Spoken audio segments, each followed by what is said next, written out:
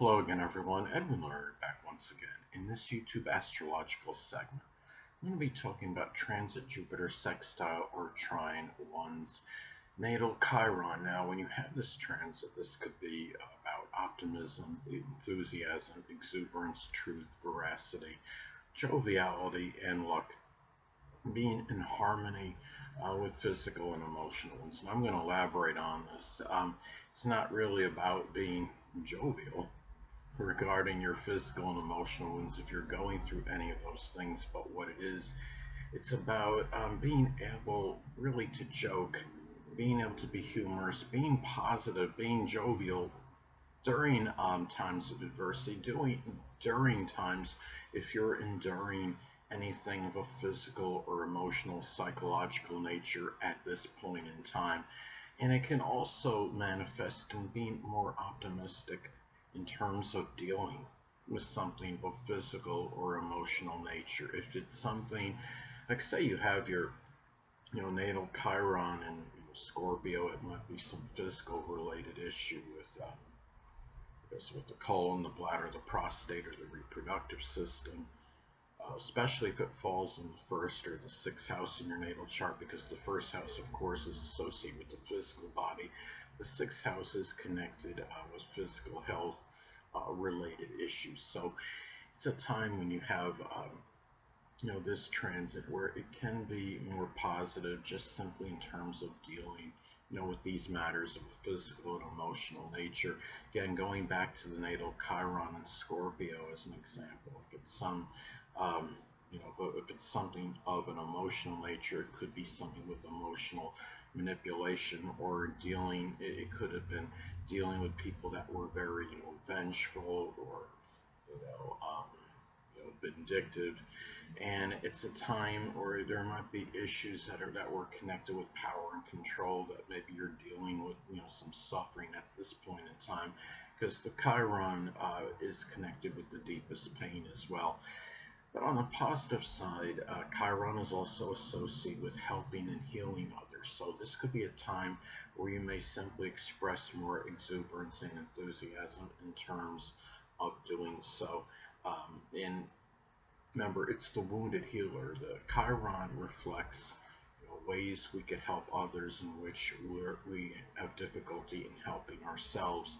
And like in my example, I have Chiron and Aries in the 12th house in my natal chart. So, that could manifest in a multitude of ways. One thing for me, there's been some suffering, I would say, in lack of aggression and enterprise, just working through limitations, or just simply the lack of aggression could be tied in with secret sorrows, or not being able to stand up and confront, which is Aries, hidden adversaries, which is the 12th house, people that may have been impersonating themselves as friends but were secretly enemies. And when I have this transit, of course, it could be more positive and just simply in terms of dealing with those matters. Chiron and Aries, though it's generational, it still can reflect physical related issues, like headaches or just general pain in the head or the face or the skull.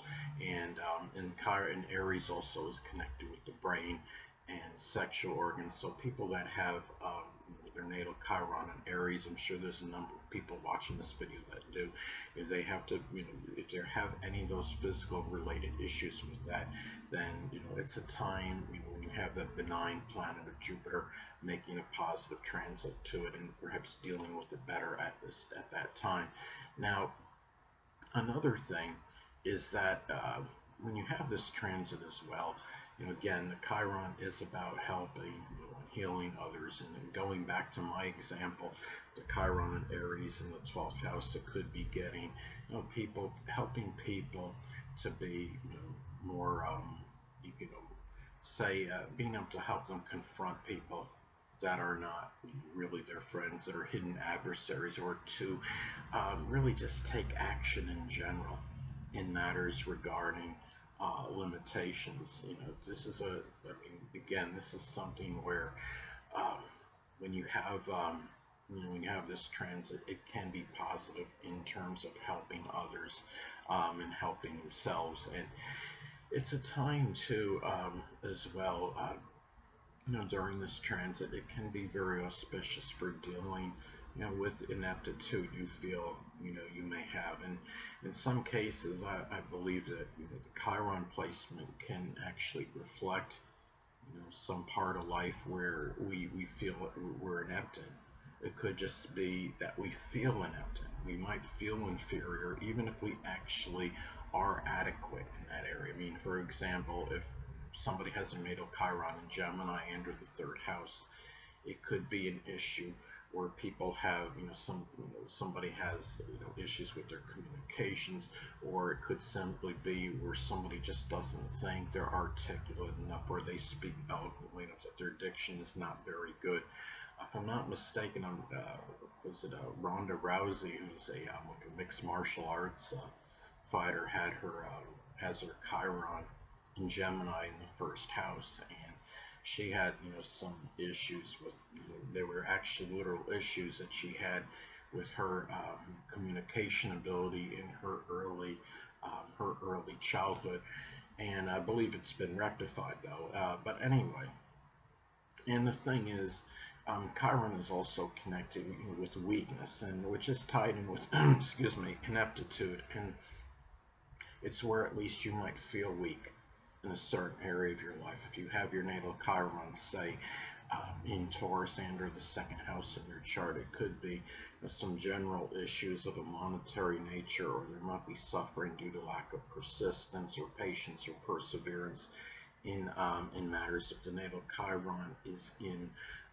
Taurus, in the eighth house is another example. It could be difficulty they may experience just being calm and composed in crisis situations. So when you have this transit with Jupiter and making a sextile or trine to it, a good aspect in relationship to the natal Chiron, it can be very auspicious in terms of dealing, with those matters, and be able to see the truth as well in those situations. And it can be, or how you're able to deal, in terms of how your, the weakness that is associated with your Chiron placement, and in-laws can be more beneficial to you in dealing with that as well when you have this transit. Now, could also be very positive time, or it could be, whether it's in-laws or just being outdoors. Sports may be beneficial in dealing with a depleted self-esteem or self-worth at this time.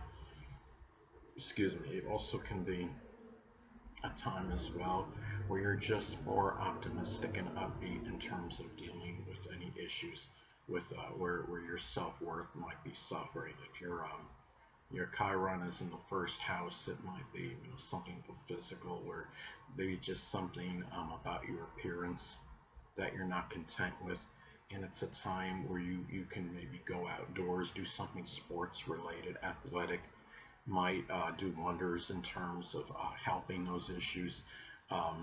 Working out can obviously improve the physical body, and also too, the Chiron again is connected with the deepest pain that one may be enduring, and it's a time, when you have this, really to understand, and maybe if you're in touch with philosophers or people that are in college, and professors because they're very educated, of course, they may be able to understand, what could be going on, why, as far as your deepest pain may go. See, with me, with my Chiron in the 12th house, it may be tough for me to really understand the reason behind it. The 12th house is the house of the hidden. It's the house of confusion in Pisces, and when you have Chiron in the 12th house, it may be difficult in order to ascertain what the actual pain is. I believe I know what it is, though.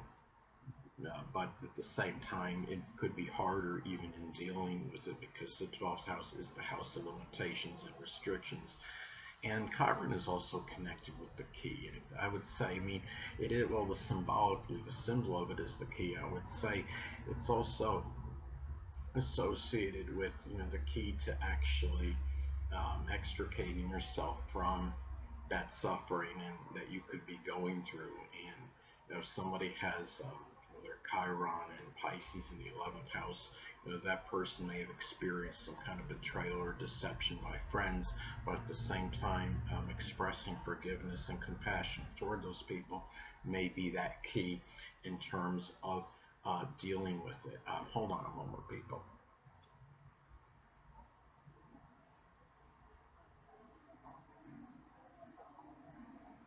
Sorry about that, I'm back, but anyway. And the Chiron is about suffering as well, and it's a time where you may be more enthusiastic and exuberant regarding dealing with that suffering, having hope in terms of finding some solution for it at this time. And again, in-laws, people that are in Jupiterian professions might be beneficial to it at this time. And another way this transit could be expressed, it could be about being enthusiastic and exuberant, which is Jupiter, in helping and healing others, which is Chiron. Now, going to my example again, if the natal Chiron is in Aries in the 12th house as an example, it could be helping with issues in terms of not being able to confront, which is Aries, hidden adversaries, which is the 12th house, and really being more optimistic and upbeat and dealing with that and doing something about it. Now, another thing too about this transit may also manifest in the truth, which is Jupiter, regarding physical and emotional suffering, which is Chiron. If Chiron is in Aquarius in the 5th house as an example, it could be dealing with feelings of ostracism or rejected by society, which is Aquarius, which might adversely affect or impact finding love, which is the 5th house. And it's also a time where you may easily express humor and jocularity, which is Jupiter, regarding your ineptitude. You might find a way to joke about your situation, and it's if Chiron is in Gemini in the 3rd house, it could be some ineptitude, just Chiron with manual dexterity, which is Gemini, with vehicles, which is the 3rd house, and maybe make a joke about, well, I'm all thumbs on this, don't give me a hubcap to put on the car. You might have a little bit of a weight, so it's something, things of that nature. And it's also a time where it could indicate prosperity, which is Jupiter, in terms of finding that key, which is Chiron, to deal with the suffering again, which is Chiron.